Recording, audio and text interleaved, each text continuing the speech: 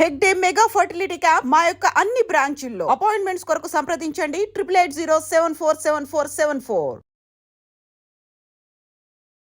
Welcome back to IT media. నేను మీ ఝాన్సీ. ఈరోజు మనం మాట్లాడిపోతున్న కాన్సెప్ట్ మైండ్ బ్లాంకింగ్. ఎవరైనా చూసినప్పుడు, అంటే ఎవరైనా మనం మాట్లాడాలి అనుకున్నప్పుడు, ఎప్పుడో పరిచయం ఉన్న వాళ్ళు లేదా ఫ్రెండ్స్ కొలీగ్స్ కలిసినప్పుడు వెంటనే వాళ్ళ పేరు గుర్తు రాకపోవడం, నిన్న ఏం జరిగింది, ఏం తిన్నాం అనేది సడన్గా గుర్తుకు రాకపోవడం, దీనికి మెదడుకి ఏంటి లింక్, ఎలాంటి ప్రభావం ఉంటుంది, అసలు ఇది ఎందువల్ల వస్తుంది, ఇది తెలుసుకుందాము. ప్రస్తుతం మనం ప్రముఖ న్యూరో సర్జన్ డాక్టర్ రంగనాథం గారితో ఉన్నాము. నమస్తే సార్. నమస్తే. చాలా అసలు 100 మంది ఎక్స్పీరియన్స్ చేసి ఉంటారు ఈ మైండ్ బ్లాంకింగ్ అనేది. నీ పేరు గుర్తొస్తుంది, చెప్పాలనుకుంటున్నాను కానీ గుర్తు రావట్లేదు, లేదా నేను ఎక్కడికో వెళ్ళాము ఆ ప్లేస్ గుర్తు రావట్లేదు అని చెప్పి చెప్తూ ఉంటారు సార్. అసలు ఇది ఎందుకు జరుగుతుంది, ఎవరెవరిలో జరిగే అవకాశం ఉంటుంది? మైండ్ బ్లాంకింగ్ అనేది ఆ పేరులో ఉన్నట్టుగానే మెదడులో శూన్యత. బ్లాంక్ అంటే శూన్యత. అంటే ఏదో ఒక చెప్పాలనుకుని చెప్పలేకపోవడం, కానీ అసలు ఏది చెప్పలేకపోవడం. అవును. ఇప్పుడు ముఖ్యంగా మీరు ఇప్పుడు ఎదురుగా ఎవరో మిత్రులు కనబడ్డారు కొన్ని సంవత్సరాల తర్వాత, ఏదో పేరు నాలుగు చివరిలో ఉందండి, మర్చిపోయాను, చెప్పలేకపోయాను. అన్నిటికంటే ఎగ్జామ్కి వెళ్ళే స్టూడెంట్స్ అంతా చదువుతారు, రాత్రి అంతా బాగా చదువుతారు, బాగా ప్రిపేర్ అవుతారు. ఆ టైంలో చెప్పలేక రాయలేక వచ్చేస్తారు. ఇంటర్వ్యూ టైంలో అంతేకాకుండా వక్తలు, అందరినీ చేసించి ఆదరించేటువంటి వక్తలు సడన్గా ఏదో టైంలో ఆ మాట, ఆ పదం, ఆ పేరు రాగలేకపోవడం. అవును. అంతకుముందు బాగా చెప్పిన వాళ్ళు కూడా వ్యక్తి మళ్ళీ చెప్పలేకపోవడం. ఇవి నిత్య జీవితం, ఉదయం నుంచి సాయంకాలం వరకు ప్రతి వ్యక్తి జీవితంలో కూడా జరిగేవి. ఇదేదో కొత్త విషయం కానే కాదు. ఇప్పుడు ఎలాంటిదంటే ముఖ్యంగా ఇది ఒక వ్యక్తి జీవితంలో 5 నుంచి 20% టైం అంటే ఇలాంటి టైంలో మర్చిపోతుంటాం. అంటే ఇదంతా కామన్ అండి. ఓకే. మరి ఈ మైండ్ బ్లాంకింగ్ గురించి ఇప్పుడు ఎందుకు ఈ విషయం వచ్చింది అంటే, కొన్ని తర్వాత మనం చెప్పుకున్న మెదడులో కొన్ని కారణాల వల్ల కూడా రావచ్చు. అదే కాకుండా ఇప్పుడు ఒక మాట చివరి చెప్తూ చెప్పలేకపోవడం అనేది ఆ వ్యక్తి కూడా చాలా డిప్రెషనింగ్ అయిపోతుంది. ఇప్పుడు కారణాల కోసం వెళ్తే ముఖ్యంగా అయినది ఒకటి స్ట్రెస్ అండి, ఒత్తిడి. తర్వాత యాంగ్జైటీ, ఆందోళన, ఫెటీగ్, నిద్ర లేకపోవడం, అలసిపోవడం, ఇవి చాలా ముఖ్యమైన విషయాలు. మాట్లాడేటప్పుడు త్వరగా పదాలు దొరకకపోవడం కూడా ఇందులోకి వస్తుందా సార్? అంటే అందులో 2 విధానాలు ఉన్నాయి.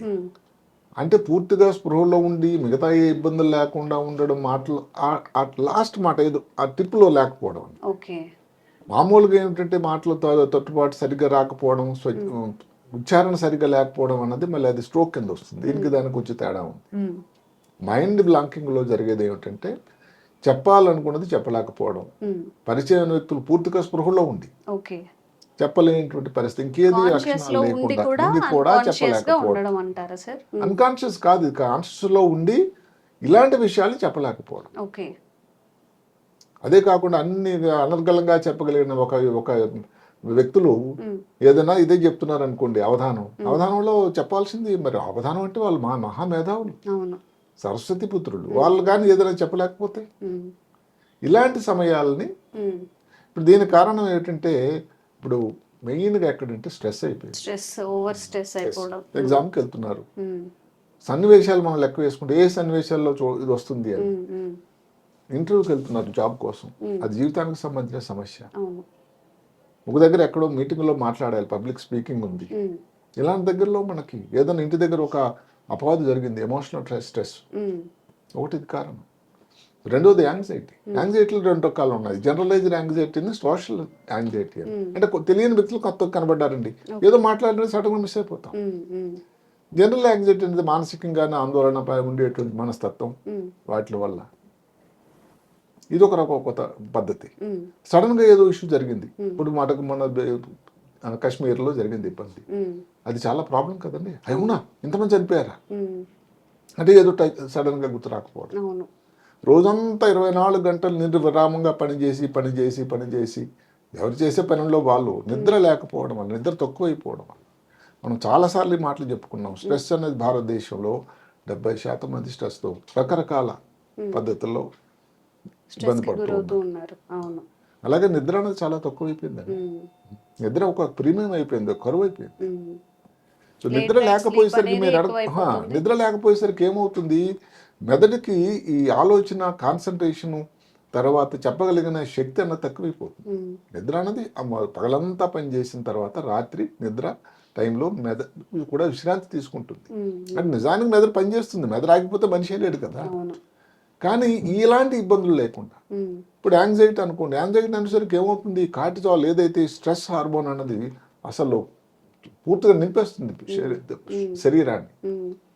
దానివల్ల ఏమిటంటే మెదడుతో తాలూకా పనితనానికి ఇంటర్ఫియర్ అవుతుంది. దానివల్ల ఇలాంటి ఇబ్బందులు వస్తూ ఉంటాయి. ఈ మధ్య కాలంలో ప్రస్తుతం ఉన్న పరిస్థితుల్లో ఇంకోటి ఉందండి, ఏది కాగ్నిటివ్ ఓవర్లోడ్ అని. అంటే గుర్తు పెట్టుకోవాల్సిన విషయాలు ఎక్కువైపోవడం, సోషల్ మీడియా, దానివలన అన్ని విషయాలు గుర్తుపెట్టుకోవడం ప్రయత్నించడం అది సాధ్యం. దానివల్ల ప్రాబ్లం వస్తుంది. ప్రతి వివరం కూడా గుర్తుపెట్టుకోవడానికి అనుకోని ట్రై చేయడం, దీనివల్ల కూడా అంటే ఏమిటి, ఓవర్లోడ్ అయిపోతుంది. ఇప్పుడు ఉదాహరణకు తీసుకుంటే ట్రాన్స్ఫార్మర్ అనుకోండి, వేసవకాలంలో మనం వింటూ ఉంటాం, సడన్ గా దానికి స్టెబిలైజర్ వచ్చింది, మెదడుకి స్టెబిలైజర్ లేదు, మన చేతిలోనే ఉంది స్టెబిలైజర్. అక్కడ ఏదో పేలిపోయింది. ఇప్పుడు అక్కడ కూడా లక్కీగా స్టెబిలైజర్ రావడం. పాతకాలంలో అయితే మా చిన్నప్పుడు రేడియో డ్యామేజ్ అయిపోయింది, టీవీ డ్యామేజ్ అయిపోయింది, సడన్గా వేసవకాలంలో ఫ్లక్చుయేషన్స్ వచ్చాయి అని వింటూ ఉండేవాళ్ళు. అలాంటిది జరుగుతుంది. ఇప్పుడు ఈ మెదడుకి ఓవర్లోడ్ ఎక్కువైపోవడం వల్ల ఇంకా మెదడు భరించలేక షట్ డౌన్ అయిపోతుంది.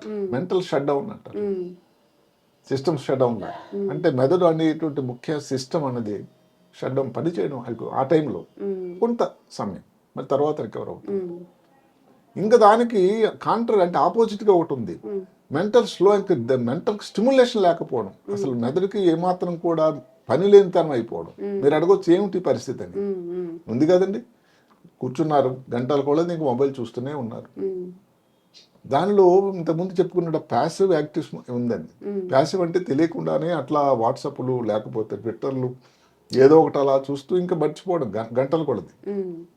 అందులో యాక్టివ్ అంటే మీరు ఏదన్నా రాసి, ఒక బ్లాగ్ రాసి, ఒక వీడియో చేసినట్టయితే మెదడుకు మీరు దానికి ప్రయత్నం చేస్తారు కదా.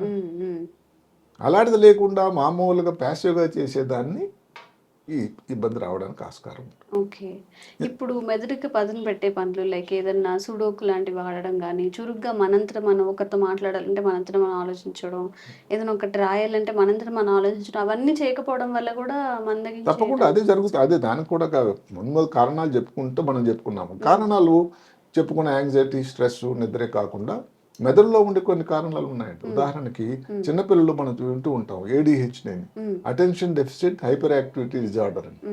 అంటే వాళ్ళని అసలు కాన్సన్ట్రేషన్ తక్కువ, అటెన్షన్ తక్కువ ఉంటుంది వాళ్ళు.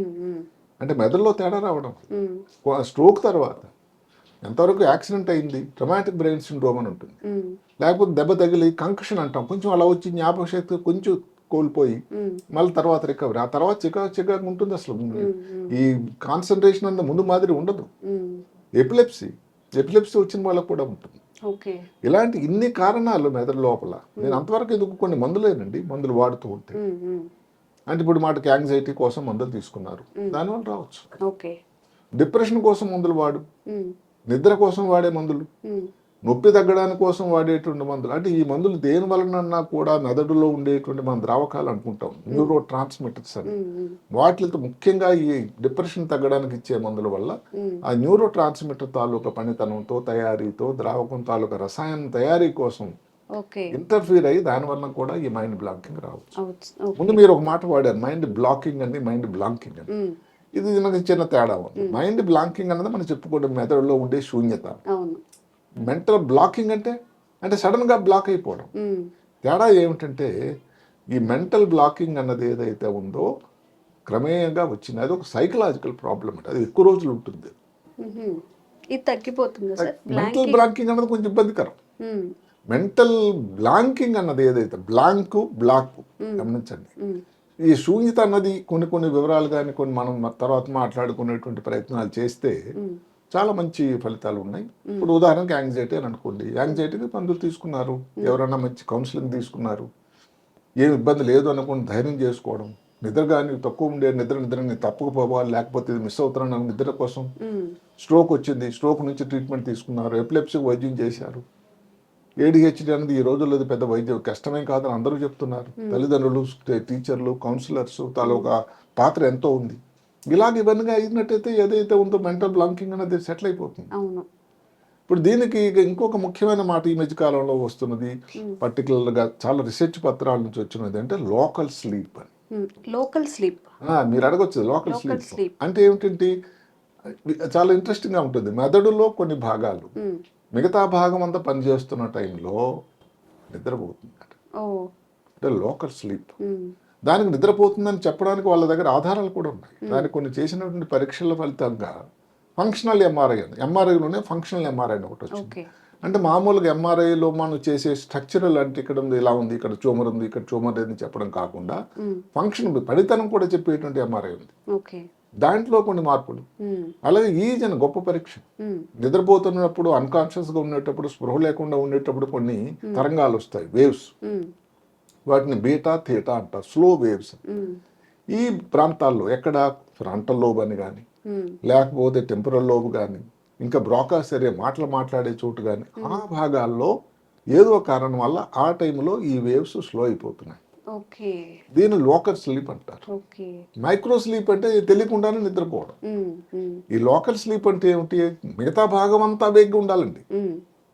మిగతా భాగం మెదడులో భాగం అంతా కూడా స్పృహలో ఉండి ఆ చిన్న ప్రాంతంలోనే కొంత తేడా వస్తే ఈ మెంటల్ బ్లాంకింగ్ అన్నది రావడం జరుగుతుంది. ఓకే సార్, దీని సివియారిటీ ఉంటుందా? ఇప్పుడు ఏది వచ్చినా కానీ ఓకే దీన్ని లైట్ తీసుకోవచ్చు అనేది కొంత, ఏమో దీనికి మెడికేషన్ యూజ్ చేయాలి లేకపోతే ఇంకేదైనా ఇది రిపీటెడ్గా వచ్చింది అనుకోండి, రిపీటెడ్గా వచ్చింది అనుకోండి, మీ పరిణామంలో ఇబ్బంది అయిపోతుంది కదా, మీకు కాన్ఫిడెన్స్ తగ్గిపోతుంది. అవును, ప్రతిసారి అలా జరుగుతూ ఉండేసరికి ఏదో నాకు పెద్ద లోపం ఉందని ఉంటుంది.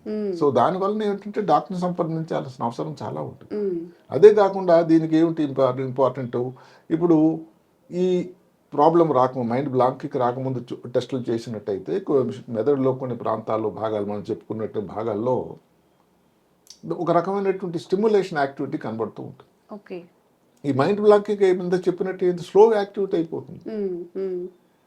అది మళ్ళీ దీని నుంచి బయటపడాలంటే మనం చేసేటువంటి ఉదాహరణకి కొన్ని పద్ధతులు ఉన్నాయి. ఇది అంటాం మెడిటేషన్ చేసినట్టయితే వీటిలో మళ్ళీ యాక్టివిటీ పెరుగుతూ ఉంటుంది. ఓకే. ఇదే బ్రెయిన్ కి ఎక్సర్సైజ్ సార్ మెడిటేషన్ బాగా మెడిటేషన్ మైండ్ఫుల్నెస్ అంటే మనం చేసేటువంటి పని మీద పూర్తి దృష్టి పెట్టాలి. అంటే మిగతా ఆ సమయంలో మనం దేని మీద కూడా మనం దృష్టి మనసు పోకూడదు. మనసు ధ్యానం ఉంచాలి, తదేక ధ్యానం, ఏకాగ్రత. అలాగే నిద్ర, యాంగ్జైటీ తగ్గించుకోవడానికి మార్గం. ఇప్పుడు ఏదైనా మిగతా ట్రీటింగ్ ద కాజ్ అని ఉంటుంది. ADHD ఉందనుకోండి, చిన్నపిల్లలకి ఆ తర్వాత వైద్యం తీసుకెళ్ళడం. స్ట్రోక్ వచ్చినట్టయితే సరే స్ట్రోక్ రావడం కాదు, స్ట్రోక్ వచ్చే వాళ్ళలో ఈ మెంటల్ బ్లాకింగ్ రావచ్చు. ముందుగా సైన్స్ అనేది వాళ్ళు వచ్చేటప్పుడు వచ్చిన తర్వాత ఏమిటంటే దానికి వైద్యం చేసినట్టు తగ్గడానికి.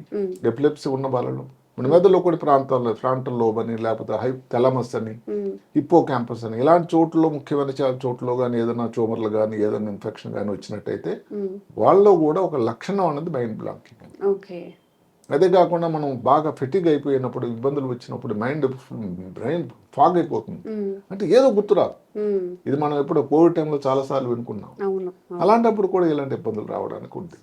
మొత్తం మీద ఏమిటంటే మైండ్ బ్లాంకింగ్ అనేది ఒక ఇబ్బంది ఇప్పుడు ఉంది. దానికి సైన్స్ ప్రకారం కూడా కొన్ని ప్రమాణాలు ఉన్నాయి. ఏ ప్రాంతాల్లో రావడవచ్చు, లోకల్ స్లీప్ అని, ఆ టైంలో ఆ ప్రాంతంలో కణాల సముదాయం ఏదో కారణాల వల్ల పనిచేయడం మానేస్తుంది.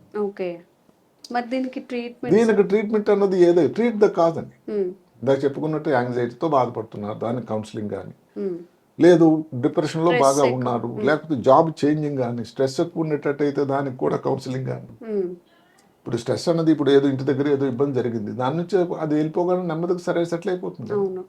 ఏదో బిజినెస్లో ఒత్తిడి వచ్చింది, బిజినెస్లో లాస్ అయింది, స్ట్రెస్ లేని వ్యక్తి ఎవరు లేరు. ఎగ్జామ్ అయిపోయింది, అమ్మా ఆ ఫీలింగ్ అసలు ఎగ్జామ్ టైంలో ప్రతి వ్యక్తి కూడా అనుభవించేది.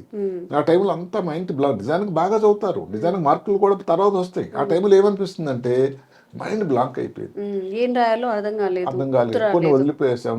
10 పాయింట్లు రాయాల్సిన దాంట్లో 8 రాశాను, 7వ పాయింట్ తర్వాత గుర్తు రాలేదు, 4 చివరి నుండి చెప్పలేకపోయాం, రాయలేకపోయాం. అంటే ఇలాంటి వాటికి ఏమిటంటే ఎక్కువ ఇన్ఫర్మేషన్ లేకుండా ఓవర్లోడ్ చేయకూడదు. అందుకని పాతగా సిస్టమ్ నుంచి కూడా మేము చదువుకున్నప్పుడు హాస్టల్లో ఉంచి కూడా ఎట్టి పరిస్థితులు కూడా 9 నుంచి తర్వాత పడుకోవాలి. ఇప్పుడు ఉండేటువంటి ప్రస్తుత వాతావరణ పరిస్థితుల్లో పిల్లలు రాత్రి అంతా నైట్ అవుట్లు చేస్తారు. నా ప్రకారం ఈ సంప్రదాయం సత్సంప్రదాయం కాదేమో. డే అంతా పడుకోకుండా ఉండి చదవడం అన్ని గంటలు అవుతుంది కదా, రాత్రి ఏదో మాకు డిస్టర్బెన్స్ ఉండదు, బాగా తలకెక్కుతుందని. తలకెక్కడం మాట ఏంటంటే తెల్లవారి మీరు ఎగ్జామ్ రాయాలి. ఎగ్జామ్లో ఆ టైంలో బ్రెయిన్ మీద మీరు నిద్ర లేకుండా సరిగదా ఎక్కువ ఇన్ఫర్మేషన్ ఎగ్జామ్కి వెళ్తుంటేనే ఎక్కువ చదవడం అవుతుంది. దాన్ని మీరు ఓవర్లోడ్ చేయటం వల్ల మీకు ఈ మైండ్ బ్లాంకింగ్ వచ్చి మీకు ఇంపార్టెంట్ జరుగుతున్నది ఏంటంటే, చాలామంది జరిగేదే ఇది. ఎగ్జామ్లో ఫలితాలు తక్కువ రావడానికి కారణం ఏంటంటే ఈ మైండ్ బ్లాంకింగ్. సరే మిగతా కారణాలు, బ్రెయిన్లో ఉండే కారణాలు, దానికి పరీక్షలు ఏదైతే చెప్పుకున్నామో ఎంఆర్ఐలు కానీ ఈజీలు కానీ చేసి దానికి తగినటువంటి వైద్యం కూడా చేయాల్సి ఉంటుంది. సో మైండ్ బ్లాంకింగ్ అన్నది మనం దైనందిన జీవితంలో ఉదయం నుంచి సాయంకాలం వరకు ప్రతి వ్యక్తి 5 నుంచి 20% సమయంలో ఇది జరుగుతూనే ఉంటుంది అక్కడ. అప్పుడప్పుడు వచ్చింది ఏదో మిస్ అయిపోవచ్చు, కానీ రెగ్యులర్గా చదువుతూ ఉంటే దానికి ఇబ్బందికరంగా ఉంటుంది. పనిలో కానీ, లేకపోతే ప్రొఫెషన్లో కానీ, చదువులో కానీ, ఉద్యోగంలో కానీ. ఇంటర్వ్యూలో మీరు వెళ్ళారు, ఆ ఇంటర్వ్యూ జీవితానికి సంబంధించిన ముఖ్యమైన ఇంటర్వ్యూ, మంచి గ్రోత్ వస్తుంది, మంచి నెక్స్ట్ పోస్టింగ్ కోసం. అక్కడ 2 పాయింట్లు మీరు ఆన్సర్ చెప్పలేకపోతే ఎలా ఉంటుంది? దానికి మీరు ఎంత ప్రశాంతంగా ఉన్నారు, ఎంత టెన్షన్ లేకుండా ఉన్నారు, ఎంత ఒత్తిడి లేకుండా ఉన్నారు, ముందు రోజు ఎంత సేపు నిద్రపోయారు, ఇవన్నీ కూడా ఉండేటట్టయితే మీరు డెఫినెట్ గా దానికంటే ముందే మీకు తెలుసు కూడా. అదే టైంలో ఈ టైంలో కొన్ని ఇంకా ఇంపార్టెంట్ కూడా జరుగుతూ ఉంటాయి. ఇది ఈ మైండ్ బ్లాంకింగ్ అప్పుడు హార్ట్ రేట్ స్లో అయిపోతుంది, కంటి పాపలు కూడా చిన్నగా అయిపోతాయి. ఇలాంటి విషయాల్లో కూడా లాంగ్ టైం ఉంటాయి సార్. అది అంటే ఆ టైం దాని డ్యూరేషన్ కన్నా ఎంత ఒత్తిడి, ఎంత ప్రమాదం, ఎంత రిపీటెడ్ గా వస్తుంది అన్నది. ఇప్పుడు 5% నుంచి 20% అనుకున్నాం మనం, మరి 70% అవుతూ ఉంటాయి. అట్లా ఇవన్నిటికి ఒక పాయింట్ మీద కాకుండా ఈ ప్రాబ్లం అన్నది మనం ఎలాగ దాని ఇబ్బందిని ఎదుర్కోవడం, ఒత్తిడిని ఎదుర్కోవడం, యాంగ్జైటీని తగ్గించుకోవడం, స్ట్రెస్ తగ్గించుకోవడం, ఇలాంటి విషయాల మీద ఆధారం. సార్, అయితే ఈ మైండ్ బ్లాంకింగ్ రావడానికి సహజంగా ఏదైనా డిసీజ్ వచ్చినప్పుడు మన ఫుడ్ హ్యాబిట్స్ కూడా దానికి ఒక కారణం అవుతాయి అంటూ ఉంటారు కదా, దీనికి ఏమైనా అట్లా ఫుడ్ హ్యాబిట్స్ మార్చుకోవాల్సి ఉంటుందా సార్? ఫుడ్ కోసం ఏంటంటే పర్టికులర్గా ఒమేగా 3 ఫ్యాటీ యాసిడ్స్ ఉండే ఫుడ్ కానీ, అందరికి నాన్ వెజ్ తీసుకుని ఫిష్లు కానీ, లేకపోతే shark liver, card liver oil ఇలాంటివి తీసుకున్నట్టు దానిలో ఒమేగా 3 యాసిడ్ తాలూకా అది తీసుకొని వెజిటేరియన్స్ అయితే ఏదైనా డ్రై ఫ్రూట్స్ లాంటిది కానీ, ఆప్రికాట్ కానీ, అవకాడో ఇలాంటివి తీసుకోవడం వల్ల కానీ, ఐరన్ ఉండేటువంటి పదార్థాలు ఇవి తీసుకునేటట్టయితే డెఫినెట్గా ఫోలిక్ యాసిడ్ ఉండేటువంటి పదార్థాలు, వీటి వల్ల డైట్ అనేది దాని సమతూకంగా ఉండేటట్టయితే దానివల్ల కూడా ఇబ్బంది రావడం తక్కువగా ఉంటుంది. సో మొత్తానికి మైండ్ బ్లాంకింగ్ గురించి పూర్తి ఇన్ఫర్మేషన్ అండి. మీకు నిజంగా సివియారిటీని ఫేస్ చేసిన, తరచుగా మర్చిపోతున్నాము, వర్క్లో వెనకబడుతున్నాం అనుకుంటే ఇవన్నీ చెక్ చేసుకొని proper medication through doctor. Blood sugar కూడా ఇంకోటి ఉంది, బ్లడ్ షుగర్ కోసం అది నేను ఎక్కువ మంది దృష్టి పెట్టట్లేదు. బ్లడ్ షుగర్ అంటే హైక్స్ అయిపోతుంది, తక్కువ అవడం. షుగర్ బ్లడ్ లో ఏదైతే శరీరంలో కానీ రక్తంలో షుగర్ తక్కువైనా కూడా ఇలాంటి బ్లాంకింగ్ రావచ్చు. లాంగ్ కోవిడ్ అండి, కోవిడ్ తర్వాత మనం చాలా రోజులు ఇబ్బంది పడుతున్నాం, దాన్ని లాంగ్ కోవిడ్ అని పేరు పెట్టుకున్నాం. లాంగ్ కోవిడ్ లో కూడా ఏదో లక్షణం. అదే కాకుండా క్రానిక్ ఫెటిగ్ సిండ్రోమ్ అని ఈ మధ్య కాలంలో ఒకసారి ఇంతకుముందు కూడా దానికోసం ఒక మాట చెప్పుకున్నాం. క్రానిక్ ఫెటిగ్ సిండ్రోమ్ అంటే చాలా అలసిపోవడం. ఏది కారణం? ఈ మధ్యన కాలంలో ఏదో వైరల్ వ్యాధి వచ్చింది, బ్యాక్టీరియల్ వ్యాధి వచ్చింది, ఇంటి దగ్గర ఏదైనా ఇష్యూ జరిగింది. ఇది ఎక్కువ స్త్రీలలో, అందులో ఈ యుక్త వయసులో ఉండే స్త్రీలలో ఇది కూడా ఒక కారణం. అలాగే డిమెన్షియా వచ్చే ముందు, ఏదైతే మర్చిపో వ్యాధి అది వచ్చే ముందు కూడా ఇలాంటి మెంటల్ బ్లాకింగ్ లాంటిది రావచ్చు. అంటే ఇలాంటివి రావడానికి ఇది ఒక నాంది ప్రస్తావన కూడా కావచ్చు. మీరు అడిగిన దానికి ఏదైతే మెంటల్ బ్లాకింగ్ ఉంటుందో ఒక వ్యాధి అనేది ముందులో కాకపోయినా కానీ రిపీట్లుగా అవుతుంటే మాత్రం డెఫినెట్ గా దాని గురించి మిగతా పరిశోధన చేసి ఏది వ్యాధి నిర్ధారణ చేయడం కూడా అంతే ముఖ్యం. ఈ రీసెంట్ టైమ్స్ లో చాలా చిన్నగా స్టార్ట్ అయ్యి చాలా పెద్ద ఇష్యూస్ జరుగుతున్నాయి, మనం ఇన్సిడెంట్స్ ఫేస్ చేస్తున్నాం. కాబట్టి ఏదైనా రెగ్యులారిటీ ఉంటే మీకు కూడా ఒకసారి ప్రాపర్ గా చెక్ చేసుకొని దాని నుంచి కాస్త త్వరగా బయటపడే ప్రయత్నం అయితే చేయండి. ఎందుకంటే నిద్ర అనేది ఇందాక మనం చెప్పుకున్నట్టు అదే కారణం, నిద్ర చాలా తక్కువ అయిపోయింది. అదే కాకుండా ఒత్తిడి జీవితం, ఒత్తిడి ప్రపంచం, పరిగెత్తడం. బాంబే నగరమే ఒకప్పుడు ఎప్పుడు నాన్ స్లీపింగ్, ఎప్పుడు నిద్రపోని నగరం అని చెప్పేవాళ్ళు. ఇప్పుడు హైదరాబాద్ తక్కువగా ఏ సమయంలోనే వెళ్ళండి, దాదాపు రాత్రి ఏ టైంలోనైనా active. Non sleeping city Hyderabad కూడా అయిపోయింది. అంటే ఒక విధంగా పారిశ్రామికంగా ముందంజ ఉండడం వల్ల ఆర్థిక పరిస్థితులు స్థితిగతులు మెరుగయ్యాయి, కానీ దానివల్ల ఆరోగ్యం మీద దాని ఇబ్బంది రాకూడదు అని ఒక ఆలోచన. అవును సార్, నిజంగా డాక్టర్స్తో ఇంటర్వ్యూ చేస్తున్నప్పుడు ప్రతి డిసీజ్కి మెయిన్గా చెప్పేది ఏంటంటే స్ట్రెస్ ఒకటి, స్లీప్లెస్నెస్ ఒకటి. అంటే మరి 70% జనం ఒత్తిడికి లోనవుతున్నారు, రకరకాల పర్సంటేజ్లు. అంటే దాని ముఖ్యత ఎంతో అందరూ గమనించాలి. దానివల్ల ఒక ముఖ్యమైన హార్మోన్, ఇందా చెప్పుకున్నట్టుగా స్ట్రెస్ హార్మోన్ ఉంది, కార్టిసోల్, ఫ్లడ్ అయిపోతుంది, బ్రెయిన్ అంతా చేసేసి బ్రెయిన్ తాలూకా పనితనాన్ని గడ్డి కొట్టుతుంది. అలాగే నిద్ర హాయిగా 10 రోజుల్లో అప్పుడు కూడా అంత పని చేసేవాళ్ళు. ఇప్పుడు ఈ రోజుల్లో ఇవన్నీ రావడానికి, ఇబ్బందులు పెరగడానికి కారణం కూడా ఏంటంటే ఏదైతే నిద్ర తక్కువైపోతుందో ఈ ప్రాబ్లం ఎక్కువైపోతుంది. అవును, థ్యాంక్ యూ సార్. నమస్తే. Sir, one life lesson what medicine has taught you. Whatever you can do without expecting. But I really believe మన పాజిటివ్ యాటిట్యూడ్ ఉంటేనే మనం ఏదైనా సాధించగలం. గట్ని మనం కరెక్ట్ గా డీల్ చేసినట్లయితే అది మనకి పాజిటివ్ హార్మోన్స్ ని రిలీజ్ చేస్తుంది. షుగర్ వచ్చిన వాళ్ళ పరిస్థితి ఏంటి? పొట్ట దగ్గర పెరిగితే దాన్ని ఆండ్రాయిడ్ అంటారు, ఆండ్రాయిడ్ ఫోన్ కదా. అసలు థాట్స్ ఎందుకు వస్తాయి? బ్రెయిన్ డెడ్ అంటే దానికి ప్రపంచం అంతా కూడా కొన్ని నిర్దిష్టమైనటువంటి లక్షణాలు ఉంటాయి. మానసికంగా ధైర్యంగా ఉంటే క్యాన్సర్ జయించవచ్చు. You are a doctor for a cause sir, అంతే. వాళ్ళకి వచ్చిన ఆదాయం కాకుండా ఫ్రీ సర్వీస్ ఎంతమందికో చేస్తుంది.